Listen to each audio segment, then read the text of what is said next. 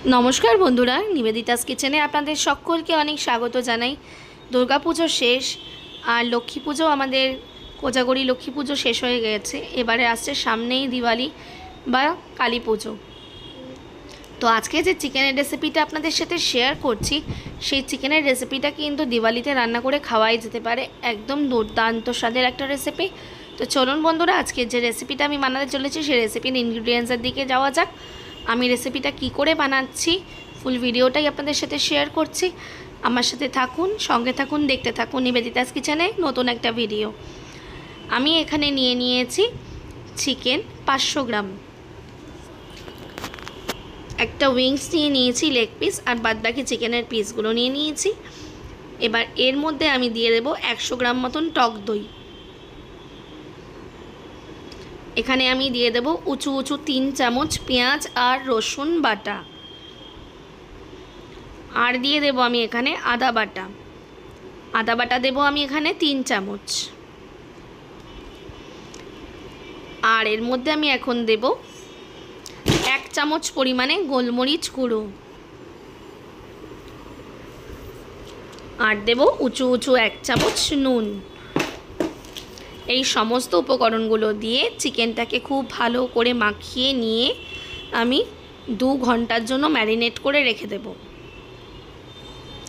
চিকেনটার মধ্যে ভালো করে হাত দিয়ে ডলে ডলে মাখাতে হবে যেন প্রত্যেকটা চিকেনের মধ্যে মশলাগুলো সমপরিমাণ যায়। খুব ভালো করে মাখিয়ে আমি 2 ঘন্টা বাদে ফিরে আসছি। এবার কড়াইয়ের মধ্যে আমি পরিমাণ অনুযায়ী সাদা তেল দিয়ে নেব। সাদা তেলটা গরম হলে এবার এর মধ্যে দেব ফোড়ন। এখন এর মধ্যে আমি দিয়ে নেব 2টো তেজপাতা। প্রথমে আমি 2টো তেজপাতা দিয়ে নিয়েছি। এবার এর মধ্যে দেব 1 টুকরো দারচিনি, 1টা এলাচ, 2টো লবঙ্গ আর 1 টুকরো জয়িত্রী।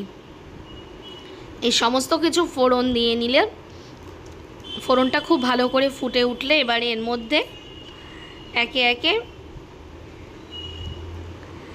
কুচানো পেঁয়াজ দেব আমি এখানে আমি একটা পেঁয়াজ লম্বা লম্বা করে কুচিয়ে রেখেছিলাম, সেই কুচানো পেঁয়াজটা দিয়ে নিলাম।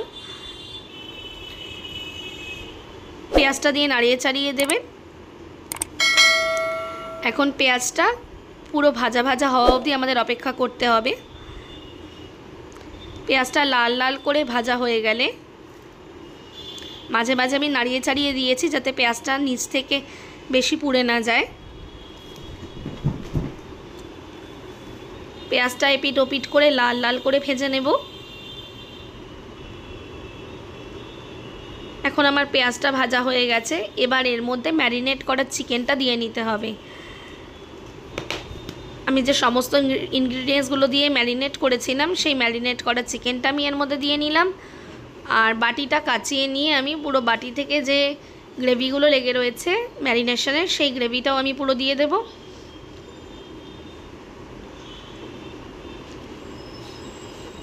এবং অবশেষে বাটিটা ধুয়ে অল্প একটু জলও আমি মাংসটার মধ্যে দিয়ে নেব এবং মাংসটা খুব ভালো করে নাড়িয়ে চাড়িয়ে দেব।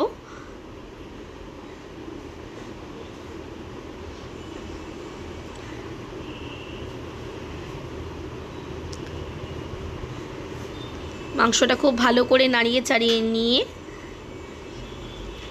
এখন বেশ কিছুক্ষণ অপেক্ষা করতে হবে যতক্ষণ না পর্যন্ত মাংসটা সেদ্ধ হচ্ছে। এখন ঢাকা দিয়ে মাংসটা আমি সেদ্ধ হতে দেব। আমার ভিডিওগুলো ভালো লাগলে বন্ধুরা লাইক শেয়ার ও কমেন্ট করে দেবেন। আর আমার চ্যানেলে নতুন বন্ধু হলে অবশ্যই আমার চ্যানেলকে সাবস্ক্রাইব করে আমার পাশে থাকবেন। আমার পুরনো বন্ধুদের আমার পাশে থাকার জন্য অনেক অনেক ধন্যবাদ জানাই। আর হাইপ দিয়ে আমার পাশে থাকবেন বন্ধুরা যাতে আমি অনেক দূর পর্যন্ত এগিয়ে যেতে পারি। দেখুন বন্ধুরা চিকেনটা কিন্তু হালকা কালার চেঞ্জ হয়ে গেছে আর দইটা শুকিয়ে গিয়ে প্রায় তেল বেরিয়ে আসছে আস্তে আস্তে, কারণ দইয়ের থেকেও কিন্তু তেল বেরায়।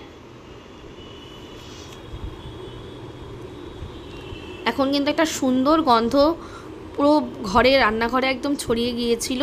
আবারও আমি ঢাকা দিয়ে নাড়িয়ে চাড়িয়ে দিয়েছি। আবার ঢাকা দিয়ে আবার 10 মিনিট মতন সিদ্ধ হতে দেব যতক্ষণ না পর্যন্ত চিকেন থেকে তেল বেরিয়ে আসছে।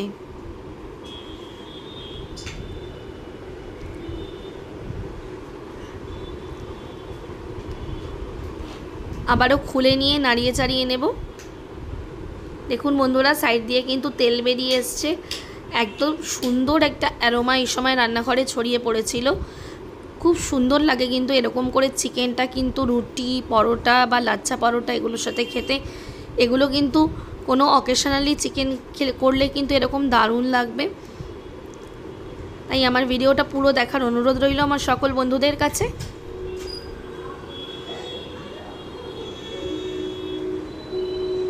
দেখুন বন্ধুরা, সাইড থেকে তেল বেরিয়ে এসছে। এখন চিকেনের মধ্যে আরও কিছু মশলা আমি দিয়ে দেবো। আমি এর মধ্যে অল্প একটু দিয়ে দিলাম গোলমরিচ গুঁড়ো ছিটিয়ে। এবার এর মধ্যে বাকি যে মশলাগুলো দেব সেগুলো হলো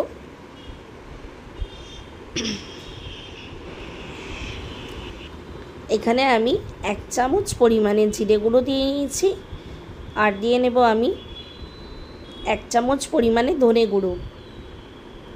জিরে গুঁড়ো আর ধনে গুঁড়োটা দিয়ে ভালো করে মিশিয়ে নিয়ে বেশ 3-4 মিনিট মতন কষিয়ে নেব, যাতে জিরে গুঁড়ো আর ধনে গুঁড়োর কাঁচা গন্ধটা চলে যায়।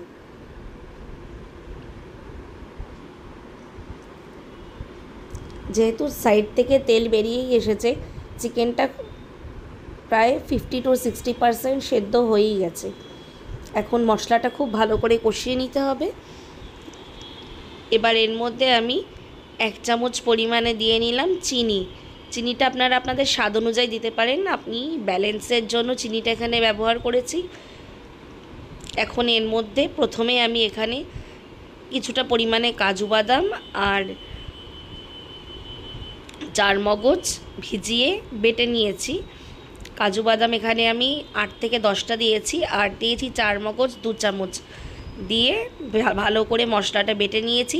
সেই বাটা মশলাটা আমি দিয়ে নিলাম, আর গ্রাইন্ডারের বাটি ধোয়া জলটাও আমি এবার এর মধ্যে দিয়ে দেব, কারণ তার মধ্যেও অনেকটা মশলা লেগেছিল। একদম অল্প করে জল দিয়েছি, দিয়ে আবারও নাড়িয়ে চাড়িয়ে দেব। এখন এর মধ্যে আমি 1টা কাঁচা লঙ্কা দিয়ে নিলাম। আজকে যে হোয়াইট চিকেনের রেসিপিটা আমি বানাচ্ছি সেটা কিন্তু দারুণ হয়েছে বন্ধুরা। আপনারা এরকম করে বাড়িতে বানিয়ে নিতে পারেন। খুবই অল্প মশলা দিয়ে কিন্তু এরকম দুর্দান্ত চিকেন বানানো যায়। দেখুন বন্ধুরা, চারমগজ আর কাজু বাটাটা দেওয়ার পর কিন্তু সাইড থেকে পুরো তেল উঠে এসছে, আর কিন্তু সুন্দর একটা গন্ধ ছড়িয়ে গেছে। এখন এখানে আমার চিকেনে নামানোর কিছুক্ষণ আগে 1 চামচ পরিমাণে গরম মশলা গুঁড়ো দিয়ে নিলাম।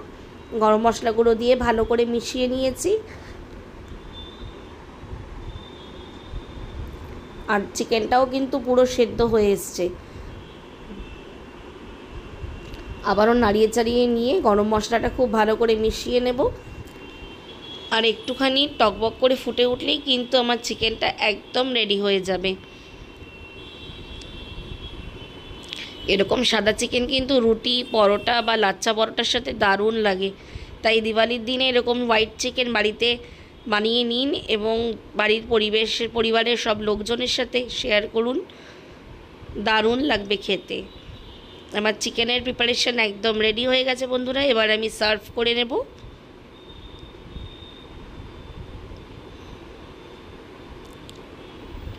এখন চিকেনটা আমি ঢেলে নিয়েছি একটা পাত্রের মধ্যে। আমার চিকেনের এই প্রিপারেশনটা আপনাদের কেমন লাগলো অবশ্যই আমাকে কমেন্টে জানাবেন, আর নিবেদিতাস কিচেনের ভিডিওটা ভালো লাগলে অবশ্যই লাইক, শেয়ার ও কমেন্ট করে দেবেন। আবারও দেখা হবে নিবেদিতাস কিচেনের নতুন আরও একটি ভিডিওর সাথে। ততক্ষণের জন্য বাই বাই বন্ধুরা।